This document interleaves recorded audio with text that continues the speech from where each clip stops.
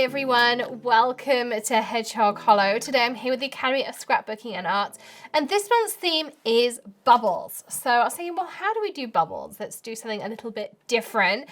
So I thought we would paint with bubbles and create a fun background that we can use on our card. So you'll notice I have some red cups here, and we're going to be doing some really fun backgrounds with bubbles. So I have one set up ready to go. I have two more empty cups here. I'm going to be using the ARTEZA 24 watercolors. I did use the 60 in a previous video. These are ones I'd already purchased. So I thought I'd drag them out the drawer and we'd use them. So I picked out the rose blush pink even, which I've already used in this cup here. And I'm also going to use the violet and the cobalt blue. So all you do is you take some of your watercolor and you squeeze it into the bottom of your cup. I guess like a few seconds squeeze. It doesn't need to be a huge amount, kind of that kind of amount-ish. You know, not huge amounts. You can also use liquid watercolors. Gouache works really nicely for this as well. So any of those will work perfectly. So again, just a squeeze in the bottom there. Choose head. And then you want to add some bubble liquid. Now, some videos I've watched have said you can use Dawn. Now, if you had a clear Dawn, that might work. But if you use a coloured Dawn, that colour is going to mix in with whatever colour you've put in your cup. That's not a good idea because it mixes up and then you end up with this kind of musky, horrible colour. So my recommendation is go onto Amazon, links will be in the video description, go to Dollar Tree and buy yourself some cheap bubble liquid. This was Tilly's originally. I have, of course, had to replace it. Again, we're just going to add a dribble. On the red cup, I kind of go, that's my little thing empty because I've been playing around with this. I go up to like this little line here, which is kind of that first little divot line, and that seems to work really well. The other thing I found is you need to add just a smidge of water. Not huge amounts, but particularly when you're working with the watercolor part. Gouache, not so much. It will just dissolve in bubble liquid, but just add some water to help dissolve your watercolor. Then grab yourself some straws. I had these that sit in the background. I do have paper straws normally, but these have been sitting in that new thing in the background for so long. I thought, well, I really should just use them up. So I'm going to stir. And normally you see those really pretty paper ones because that's what we have here, because we can recycle them and whatnot, but I'm going to use these up. Add a smidge more water to this one. Okay, and now we get to do the fun part. So first of all, I'm going to grab myself a piece of watercolor paper. Now, of course, this that I've created, I can keep. So you can put lids on them and keep them for later. You can pop them in those silicone, the silicone ice cube trays. Again, we'll put some links in the video description for you. They keep really well. You can use them like watercolor paint to create yourself some backgrounds. Make multiple backgrounds while you're doing this. This is totally reusable. You can use it so many different times. So this is a really great way. It's also really fun to craft with kids this way. So Maddie really enjoys making these backgrounds with me. Tilly really enjoys it too. So all you do is just blow into your straw.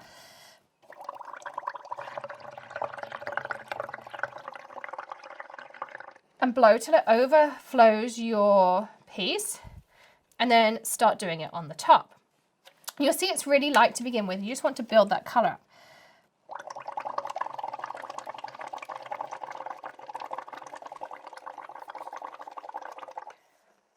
Now, if it's too light for you, you might want to put a bit more paint in and mix it in. I'm going to do a couple of my colors and build it up and see what it comes out like.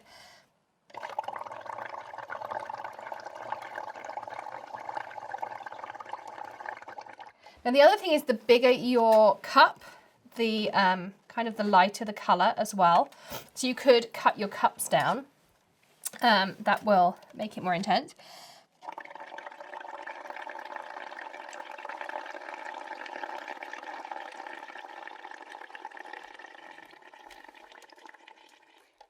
Like this.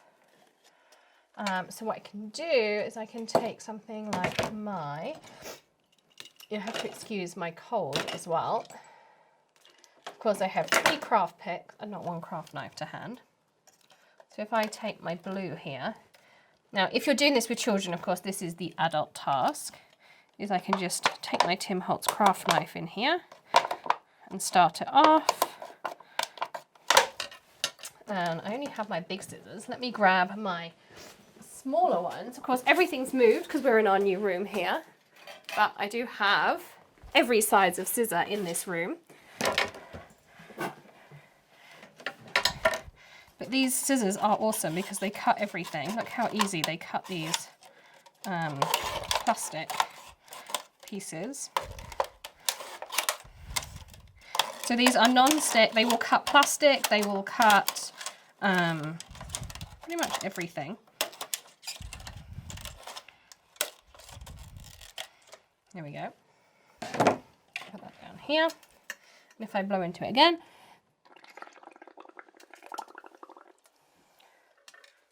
of course, it takes way less puff too. And you'll see it's more intense here as well. And of course, if I want even more intense, we just add more color in. So I can squeeze in more of my blue. And you can just have so much fun playing with these. So mix it up a bit.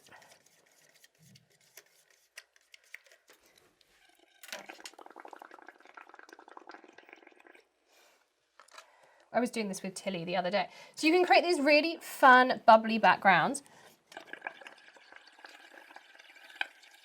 You can also get your bubbles to trail on over. So you see I get a different effect by doing that. And then you can wait for them to burst. Come on, bubbles, burst. Come on. Do it with our scissors. Or you can grab your heat tool. And you get a slightly different effect over here. So you can see my blue. So I have a more mottled effect on this one. I got a really cool little bubble over here. I'm just going to dry this one out. Move that blue to the side.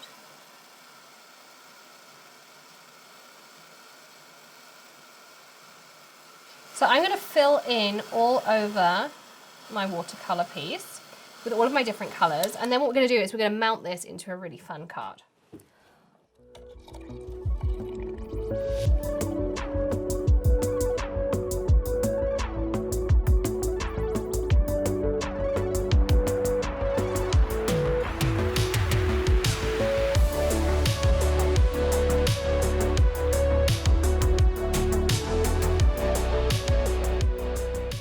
So we created a really fun panel there, and what I found was interesting was you can do the blowing so it goes over the top. I also did the purple where I blew and then I just kept touching the paper into it, and I got some really interesting patterns here. So you can really just experiment with blowing in different ways. I say shorter the cup, you get more intense ideas. So just play around and have fun with it. But painting with bubbles is great fun. I say you can incorporate it into your card making, try it with liquid watercolors. You'll get a far more intense approach doing it with liquid watercolors. And try it with gouache, you can do that. You've got the tube watercolors you can try it with, and try it with the kids as well. It's a really fun summer activity too. So lots of fun things you can do there. So now I want to trim it down to my card front piece so I know where to center up my stamping. I'm kind of struggling with which bits do I want to cut off because I've got some really fun designs in here.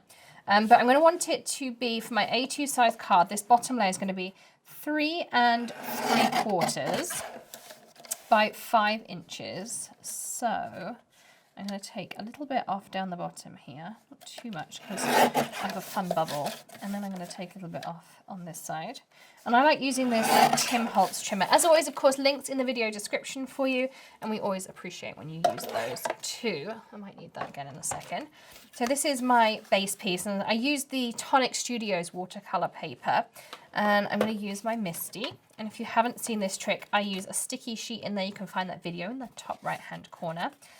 Which way up am I going to want this card afterwards? We'll see. I'm using the old to new stamp set, which is Superscript. It's just got some big, nice words on it. So I'm going to use the Hello Friend on here, which is just going to fill it out nicely. It's still going to allow you to see that background. And I make lots and lots of cards because I send them out to our Perks members. And if you're not a Perks member, you will want to find out more because you might be getting this card in the mail. Wouldn't that be cool? You can watch the video of how the card's made, and then you might be getting it in the mail from us. So the sticky grid holds my cardstock in place nicely, even when it's really curly like this, but it'll hold it down. And I'm gonna just tuck them in like this.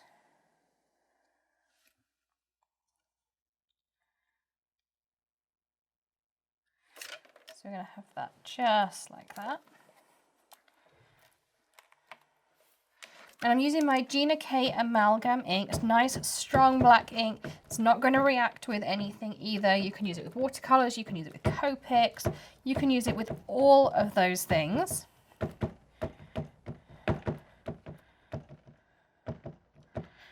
Just like that. Again, I'm just going to stamp this over. Do it a couple of times. So when you're working on watercolor paper has a texture. It's a great reason to use a stamp platform like a Misty, Stamparatus, whatever your preference is. I did do a review on all of the different ones. You can check that out in the top right hand corner as well.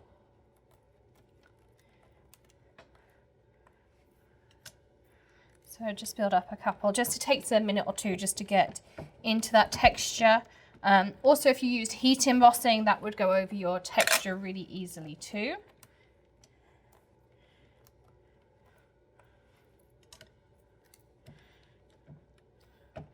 But if you are working on watercolor paper, then I really strongly suggest that you are using a stamp platform, because if you're using an acrylic block, you wouldn't be able to stamp over and over. And it certainly is not the ink's fault in any way to be able to give you a nice, strong image on these things. It's a texture in your watercolor paper, and that's to do with the press process. Hot and cold press have different levels of texture in them, so just something to bear in mind. And it looks like my surface sweep has a mind of its own this morning. Anyway, we have a nice, pretty strong impression in there. So we have our nice hello friend on there. Isn't that cool? So you can see, and it really pops nicely, that black against that nice pastel background. And we've got some interest in that background too from that bubble texture. So now we can mount that up onto a card front. So we'll pop that on here. And I'll clean my stamps off afterwards, but I will put them back onto their backing sheet here. So I'll just pop them on here. And I like to clean my stamps with a stamp chamois. Again, I did a whole video about cleaning stamps. You can check that out again in the top right hand corner. My Misty down here. So I'm going to score my card base because I run out of my pre-scored ones, but put this one up. This one's just pre-cut for me. Use my Teflon bone folder from Tonic Studios, and I love the Score Buddy as my favorite scoreboard. Again, I have a video on comparisons between scoreboards. Again, personal preference, but I really like the Score Buddy. And I really think a Teflon bone folder is worth the investment. It gives you a really nice crisp fold in your card. You can see here. You just get a nice crisp fold, and that curved piece just gives you a really nice curve in there.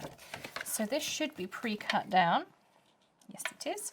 So this is the Tonic Black Velvet cardstock. It's one of my favorites. So it's just a bit more than a regular black cardstock. It's a satin finish, but it's a bit less than a glossy. I just prefer that little bit of a satin finish on there compared to a flat black. I'm going to use my funky tape runner for a little bit just to stick this down. This one's coming to the end. And these ones are refillable too. I know many of the Tonic tape runners are not, but this one is. And I always mat down like this. You'll just find it much, much easier. And then we're going to stick down our hello friend. And for that, I'm going to use some deluxe adhesive, just because my paper is a little bit curly. You'll notice when I heat dried it, I heated it from both sides. That evens it out a little bit. If it's super curly still, I would run it through something like my Gemini or my Big Shot. That will flatten it out nicely. But also with watercolor paper, I do like to use a liquid adhesive. I find it's just that little bit stronger. This one is coming to the end of its life. So what I've been doing is you just kind of take this top bit here and you prise it off like this. And then I dib dab this way. This is my little, because it doesn't matter, I just want to always get that last little bit out of my adhesive. I know. I even have a new one, whoops, ready to go. So I put some on there. Obviously, if I was doing a fine area, I wouldn't be doing it like that. And then spread-wise, if I need to get a piece like that, just take your silicone spatula. Look how nice that spreads out. And because it's silicone, it's going to clean off super duper easy too. Make sure I have some in the corners because that's the important bit. Now, this is going to be a very well glued down card. So if you get this card, you'll know it's going to last you a lifetime. And then again, we'll line everything up. 3 sides, 4th takes care of itself. And then I have told you this tip before. If you want to really hold something down, particularly if it's a little bit warped like this one, run it again through your die cutting machine, put it under a heavy book. If you have a heat press, pop it under there. If you have an easy press, pop it under there with no heat. And you'll find it sticks itself down really nicely. So I may well do that after this video, but I'm just going to hold it down for a second. And then I want to add a little bit of embellishment. And I knew I didn't have much time this morning, so I thought, well, what's an easy embellishment? Well, these Ultra New enamel dots are perfect, and they come in all sorts of colors. So I'm thinking, what color will highlight nicely? It's gray, a little bit dull, possibly. Green, not so much. Maybe these nice turquoises will go perfectly on here, just to pop out. So you see all my corners kind of popping up here. I don't have anything heavy. And I certainly do not trust myself with something liquid on here. But what I will do, see these dots are perfect. They come pre-made. You just stick one down. They come in different sizes. And you know what I'm going to say, craft pick. And they come in different shades on here. So here I can just choose a different, slightly darker shade. And it's done. It just adds that little bit of interest. And after the hello friend, I think I'm going to go with a heart in that mid shade.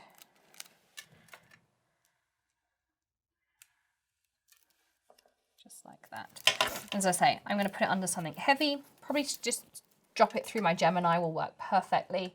And then it'll be stuck down. Just one run through and it'll work really, really well. If you're going to put Nuvo drops and things on, I wouldn't suggest doing that first. I also have a heat press and that won't affect the enamel dots so much. I can just lighten up the pressure a little bit and it'll just hold down the adhesive and that would work really well. Or just a heavy book works perfectly.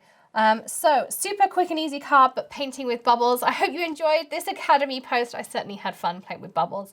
Who doesn't? Blowing some bubbles is always fun and relaxing. Thank you so much for joining me. Don't forget to hit that subscribe button, ring the bell, and of course hit that join button as well. And give us a thumbs up if you enjoyed today's video. I'll be back with another tip, trick, tutorial or something else tomorrow. In the meantime, check out the links in the description. Happy shopping and of course happy crafting as well. And I'll see you again very soon.